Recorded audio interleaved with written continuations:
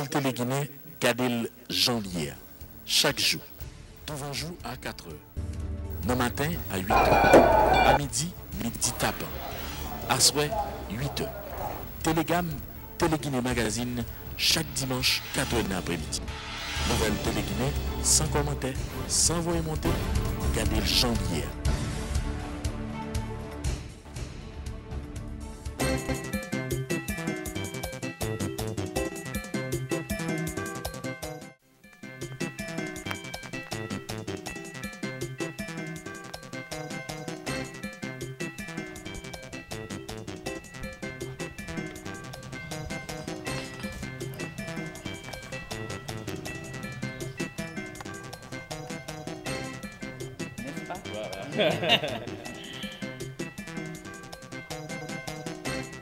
C'est celui que nous allons déposer, pas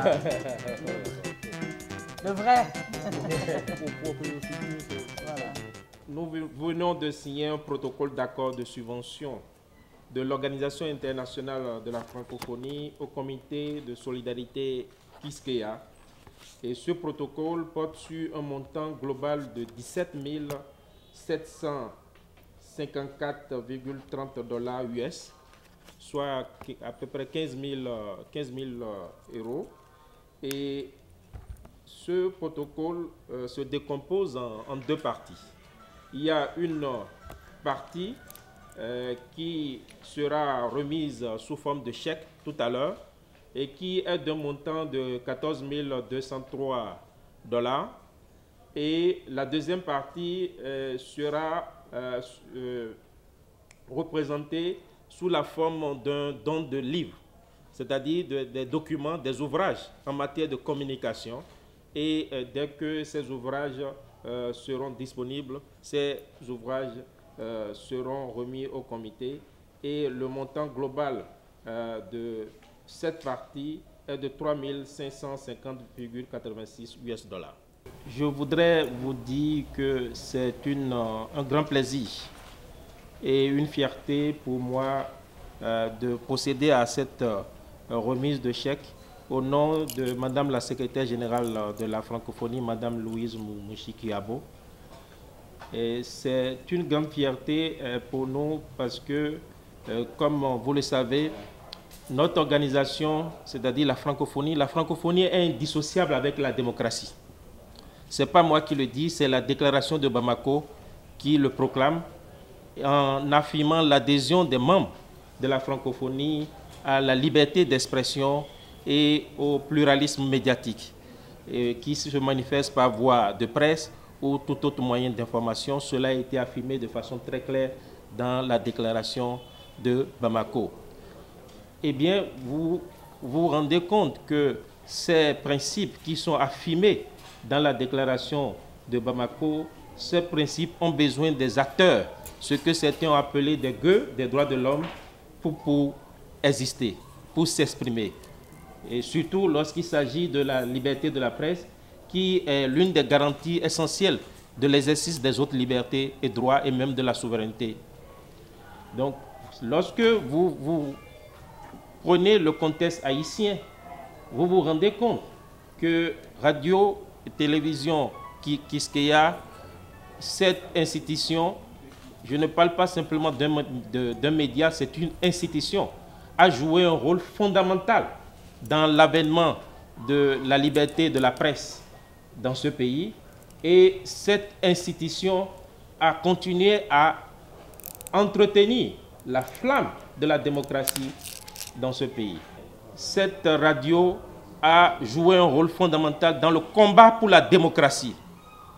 Et lorsque vous vous rendez compte que le 21 décembre dernier, cette radio a été victime d'un incendie, il est normal que la francophonie, qui est l'institution, comme je vous le disais, indissociable avec la démocratie, soit présente. C'est pourquoi nous venons ici manifester la solidarité de la francophonie et dire de façon très claire notre compassion pour l'ensemble de la presse d'Haïti et plus particulièrement pour les responsables et toute l'équipe de Radio-Télé Quisqueya. Ce geste de la francophonie est également une invitation une invitation à l'ensemble des acteurs nationaux et internationaux, des représentants des organisations internationales ici, des représentants des pays ici, à se manifester auprès de Radio Télé Quisqueya pour faire en sorte que cette radio revive, qu'on travaille à la reconstruction de cette radio pour que vive la démocratie. Je ne vais pas occuper tout votre temps. Je voudrais une fois réitérer ici toute la solidarité de notre organisation à Radio Télé Quisqueya et à toute la presse, à tous les médias d'Haïti. Je vous remercie. Nous vous présentions nos remerciements les plus chaleureux, les plus sincères et pour cette dotation majeure au bénéfice de la presse en général. C'est un soutien dont nous avons énormément besoin et qui va servir à cette diversité, à cette pluralité d'idées nécessaires à l'avancement de notre pays. Vous savez que nous sommes très attentifs à ce geste de la francophonie. C'est une institution de laquelle Haïti fait partie. C'est une institution aux côtés de laquelle Haïti a beaucoup milité pour l'adoption de la Convention sur la diversité culturelle. Et aujourd'hui, nous ne sommes pas étonnés que la première institution à faire ce geste majeur est celle que vous représentez. Et soyez assurés que ces fonds seront utilisés à bon escient et que compte sera rendu de leur utilisation. Encore une fois, merci infiniment et veuillez bien présenter nos remerciements au siège qui a fait diligence parce que c'est dans des délais exceptionnels que ce montant a pu être décaissé en faveur de la radio et de la radio Télé Quisqueya. Donc merci à vous.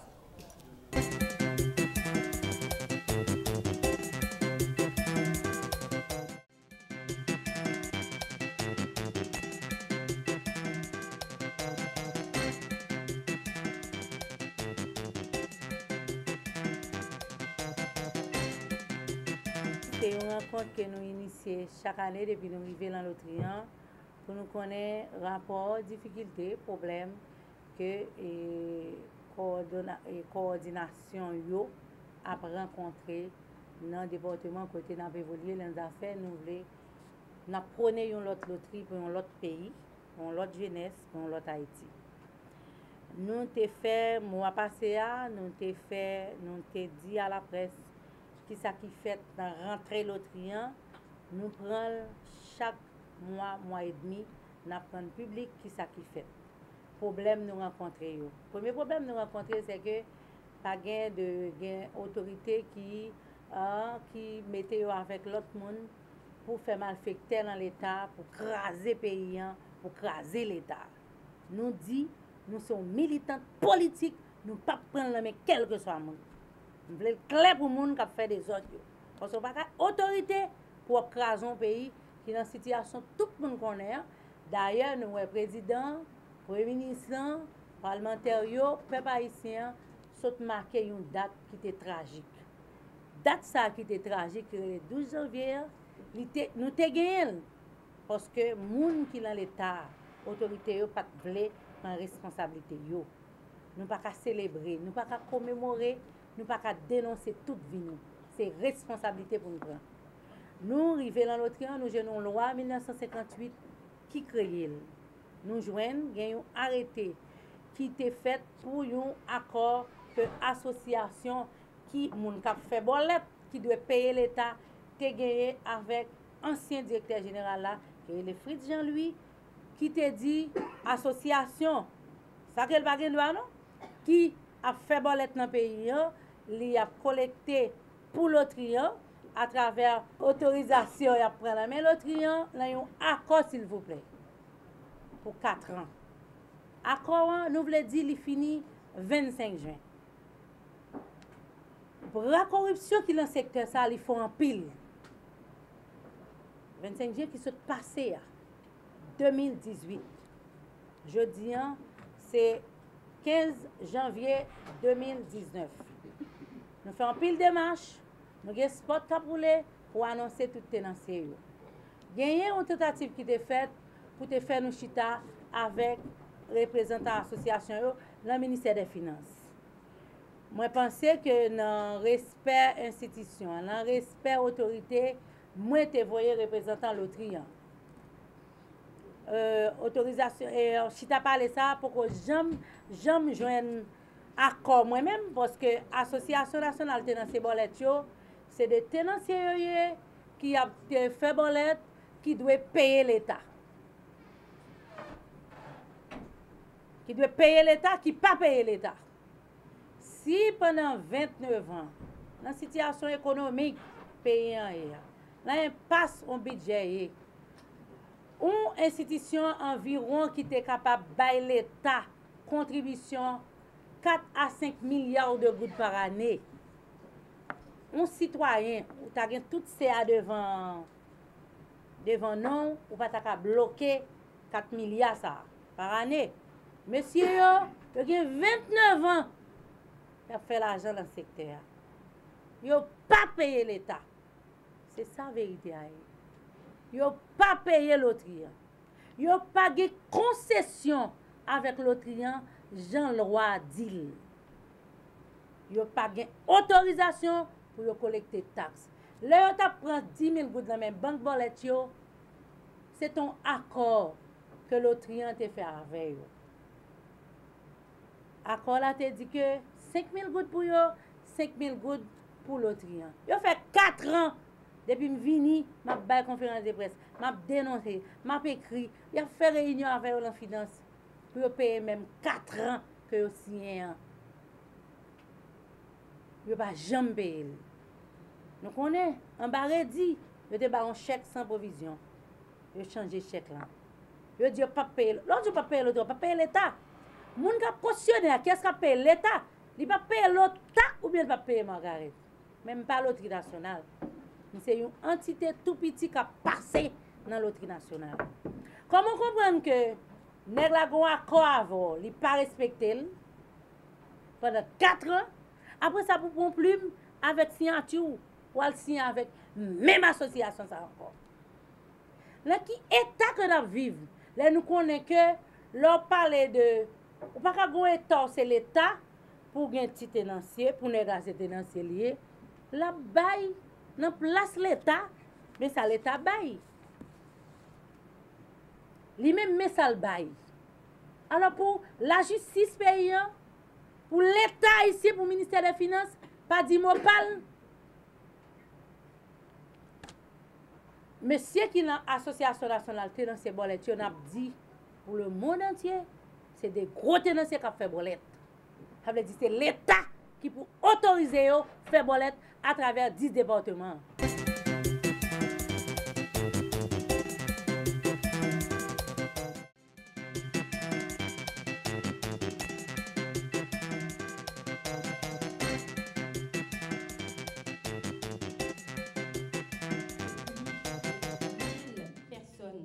Qui ont participé aux formations en démarrage d'entreprise. C'est près de 400 projets d'entreprise qui ont fait l'objet d'un accompagnement en rédaction de plans d'affaires grâce à l'offre, bien entendu, des nouveaux services, de nouveaux produits financiers qui sont disponibles depuis le début de l'an dernier. Donc, plus de 100 dossiers ont reçu du financement et toute une fierté pour moi, près de 44 femmes entrepreneurs ont pu bénéficier de financement grâce aux nouveaux produits qui est déployé avec la collaboration du Pensée.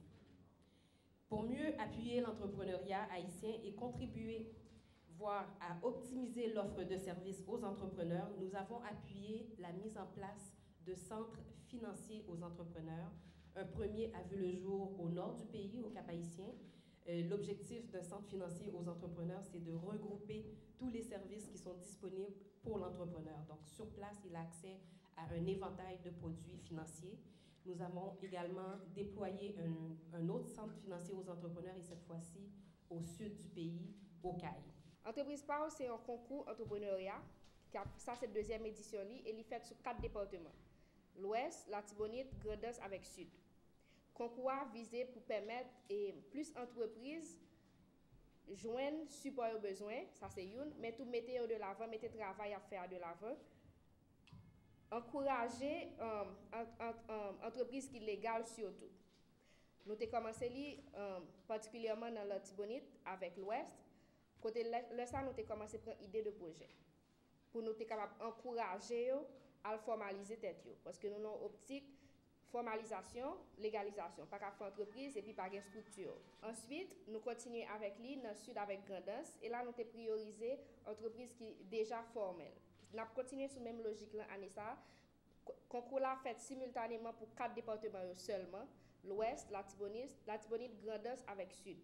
Et c'est des entreprises qui déjà gagné au moins 1 an qui a fonctionné, qui sont capables d'inscrire dans le concours. Puisque nous avons des gens qui sont capables d'inscrire, nous allons parler de conditions d'admissibilité dans le concours. Il faut que nous ayons 18 ans à 55 l'année, que c'est femme, que c'est garçon. Il faut que nous soyons haïtiens et il faut que nous vivons en Haïti. OK?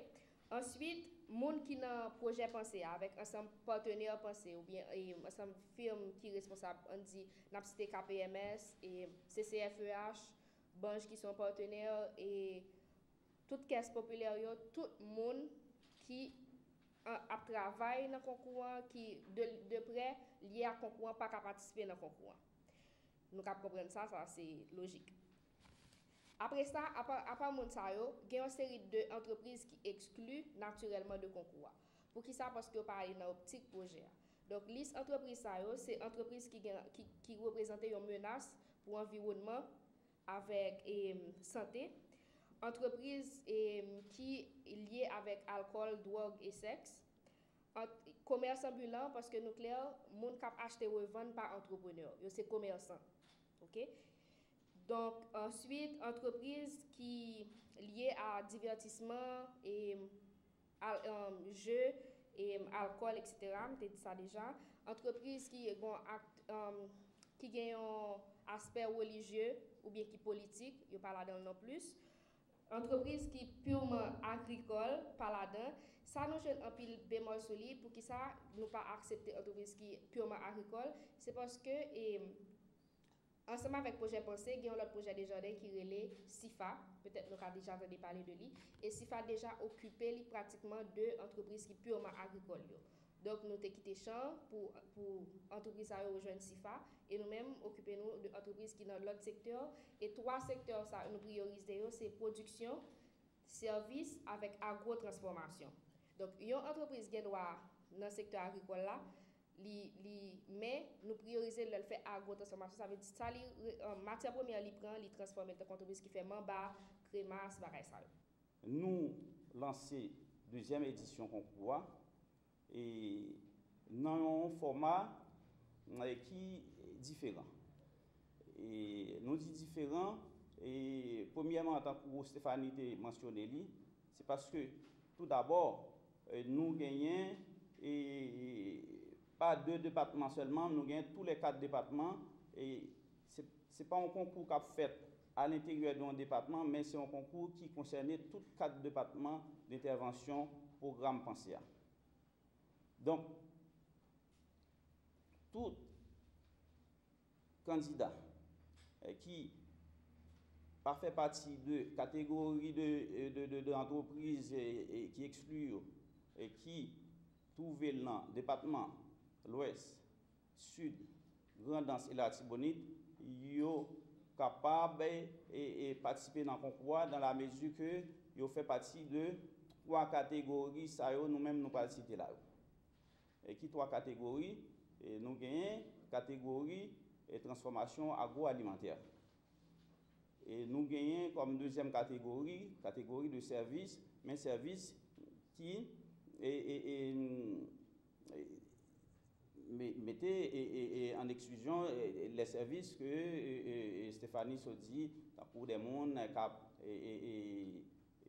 qui cap vendre des boissons alcoolisées, et ça yo même yo exclu dans la catégorie de service là, mais nous capables de prendre en compte au niveau du secteur service là, les restaurants et nous gagnons comme troisième catégorie, et c'est ça nous relais catégorie de production. C'est-à-dire des gens qui utilisent une matière première et qui peuvent transformer matière première ça lui-même pour produire un bien semi-fini ou bien un bien fini. Donc, pour ces trois catégories que nous-mêmes nous sommes cités là, et pensez à disposer d'une prime de $1 500 US pour les gagnants de ces trois catégories. Et ajouter à trois primes ça a bien deux autres primes et pour des catégories nous sommes capables de dire on a dit des primes hors catégorie, c'est-à-dire pour des gens qui font partie de trois catégories ça on dit mais qui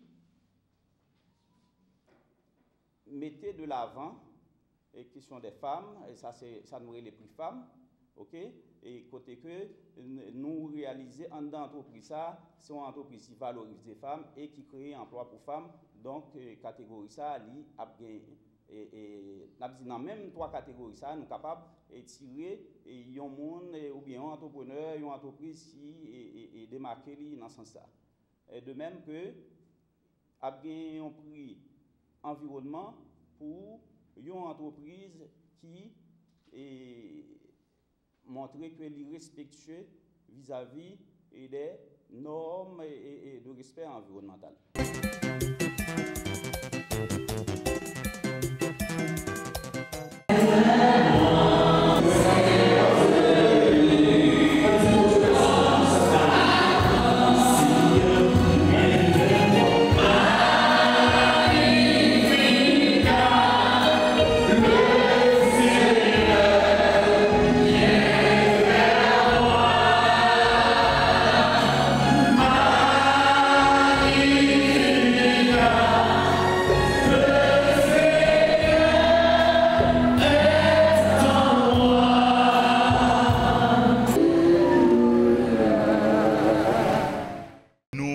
Neuvaine. Jeudi, c'est 4e jour neuvaine préparatoire à fête Notre-Dame d'Altagrace. Et c'est deuxième messe dans le jour qui va terminer là. Pendant neuvaine, ça a déroulé sous thème Maman Jésus dit il n'y a pas gagné du vin.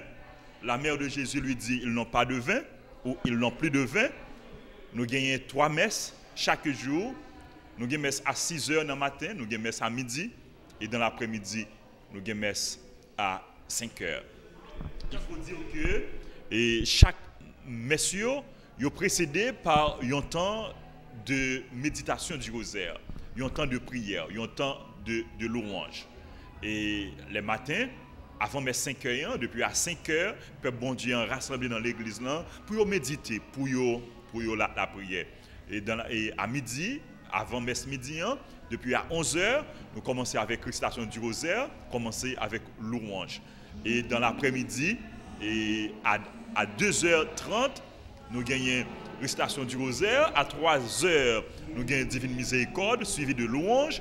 Et à 5h, nous gagnons la messe avec prière de la neuvaine. En gros, c'est déroulement et neuvaine chaque jour dans la paroisse Notre-Dame d'Altagrace dans Delma. Tout ça qui a passé dans le pays, les concerner nous intéresser à tout ça qui a passé dans le pays. Et nous ne sommes pas capables de rester indifférents. Et c'est peut-être ça, dans le message de l'Église, il dit les joies et les souffrances du peuple trouvent écho dans le cœur de l'Église. Donc, tout ça qui concerne les gens, il concerne l'Église. Et ça qui a passé dans le pays, il concerne nous comme peuple, comme chrétiens. Nous ne devons pas rester bras croisés.